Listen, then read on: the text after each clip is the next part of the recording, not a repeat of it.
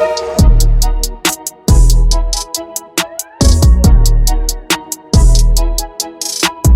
is going on, everybody? Welcome to another episode of Robeytech. We've done a lot of very expensive builds, and so now's a chance to do this $1,800 build that you guys helped choose parts for. And so let's get into talking about the parts that we're gonna be putting inside of this build. So we're gonna start with the Ryzen 7 7800X 3D.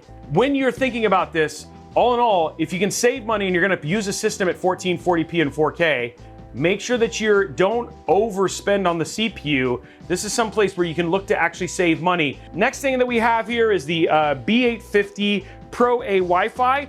The cool thing about this is this was actually a very inexpensive board. I was actually surprised at how inexpensive this board actually was. For our storage and RAM, so the WD SN850X was a great option. It wasn't a whole lot less or more expensive than any of the other options. It's got DRAM, it's got plenty of speed. For RAM, we went with G.Skill Triton Z.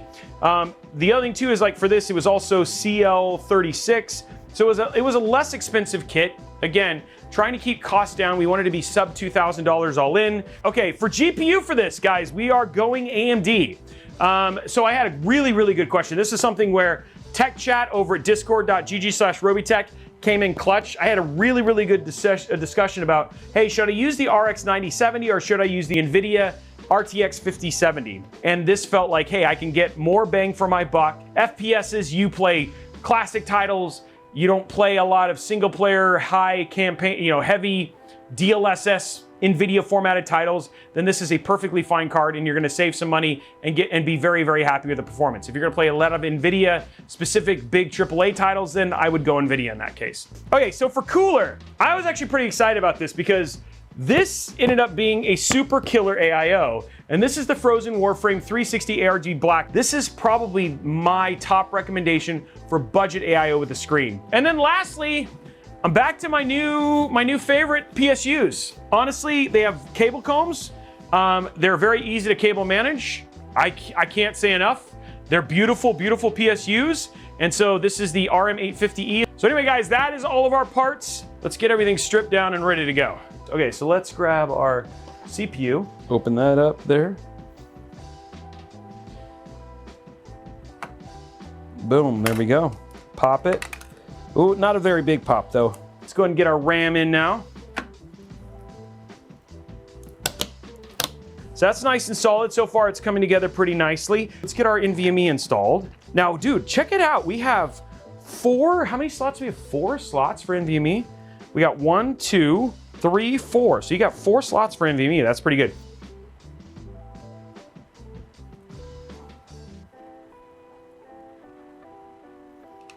There we go, and then flip that around. Got a good solid click and we're good there. Okay, so we got NVMe, everything's installed now. So now we can look at focusing on getting our cooler bits added. Okay, here we go. We're just gonna get these in now.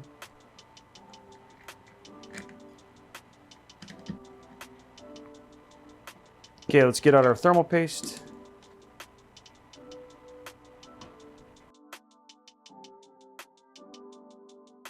So this is all done. Okay, so let's get this open now and go from there. There we go. Boom. There we go. Now the cool thing about this, guys, check this out, is in the back here for this $90 case is you actually get a full shroud. We just pull this out just like that, and then you actually have like a full shroud here. Okay, so let's get this in here. There we go.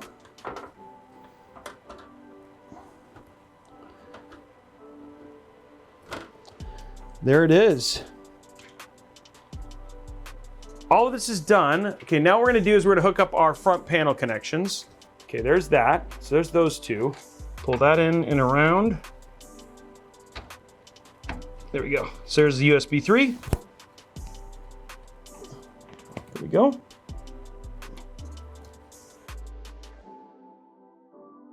That looks nice and clean, right? We got this available easily to get access to. That looks good. There we go. Next up, guys, AIO time.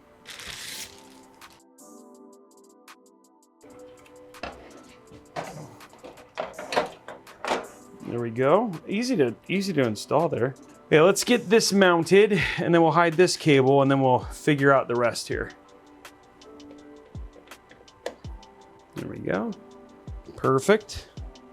We have our little screen here and it's magnetic and I can flip it, put it wherever I want if I want to, but we'll just put it here for now.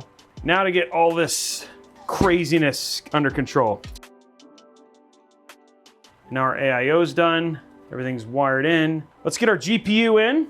We're using the AMD Radeon ASRock. So that's the other thing too, is we have ASRock and ASRock, which is another reason we chose that motherboard, because we can use polychrome for everything, just being minimalistic with our software. I like to keep things with as little amount of overhead programming as absolutely possible. So, what do you think? That looks pretty good, right?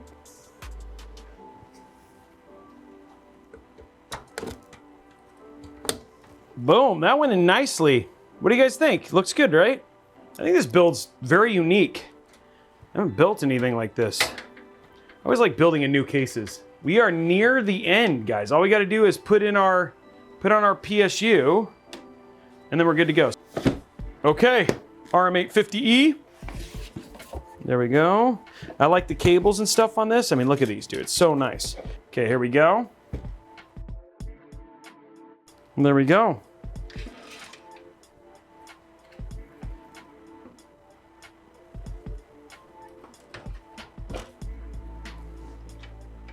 There we go. And then we're just gonna start it.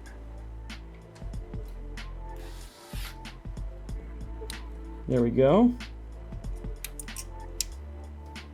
Okay, there we go.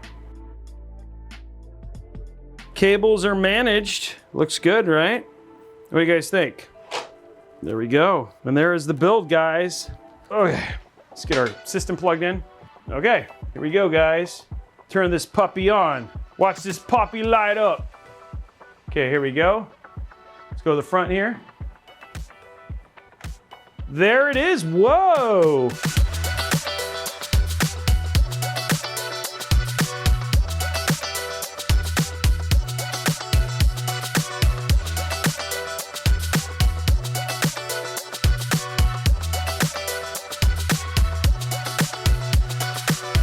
Yeah, it looks good, right? Ooh, I like it. I don't know about you, but I like that. There we go. That looks really good, especially with the AIO. Okay, let's go to Cinebench, sitting at 76, so no problem right there. We're gonna run our back fan so you can see it pull. So you got lots of air, and you can see how fast air moves through a case like this, you know? So yeah, no problem there. Even that air being pulled from the inside at the bottom, right? Still good airflow coming right through there as well. After a couple minutes, already temps are sitting at 77, so no problem in terms of cooling. The Thermal Warframe Pro is actually a very good cooler. So, and then all in all, at 74, it's just pulling air, no problem through any one of these. So it's doing a really great job with pulling air through. Here we go, play. So we're just showing thermals right now. So GPU temp is 45, CPU temp is 62, and this is at 1440p for GPU temp, CPU temp 56. So yeah, no problem in terms of the GPU utilization 98, CPU utilization 50%. And there we go, guys. There is the system. I hope you guys were as impressed with the build as I was, because honestly, this build came away with a lot of performance for not a lot of money, right? And it looks great. It feels great. It was easy to build in. It's just, you know, all in all, you know, I feel like the parts that I selected were really good for this combination. Of course, there are places you could save if you wanted to with a B650. You could go, I mean, but again, and if you wanted to go into NVIDIA, you could absolutely switch to a 5070 if you wanted to. We talked a little bit about earlier on about what the benefits and the cons of that are. The PSU supports both, and it's got cable comb, so you don't need cables. The AIO for 80 bucks is killer. And then again, you guys saw airflow, plenty of airflow, all that sort of stuff as well. So thank you so much for being amazing, and have an absolutely amazing rest of your day, and we'll see you guys on Thursday. Bye, guys.